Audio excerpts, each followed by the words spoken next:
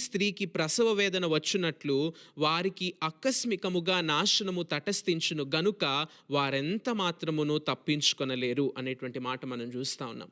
అంటే ఇంక ప్రపంచంలో అంతా బాగుంది, అంతా శాంతేనండి, ఏ బాధ లేదు, అంతా చాలా నార్మల్గా ఉంది, చాలా బాగుంది అనుకున్న టైంలో ఒక గర్భిణీ స్త్రీకి ప్రసవ వేదన ఎలా అయితే అంటే ఆ భయంకరమైనటువంటి నొప్పి ఎలా అయితే ఉంటుందో, ఆ రీతిగా దేవుని యొక్క రాకడ ఆకస్మికంగా వస్తుంది లేదా సడన్గా వస్తుంది అనేటువంటి మాటను మనం ఇక్కడ ఆలోచన చేసుకోవచ్చు.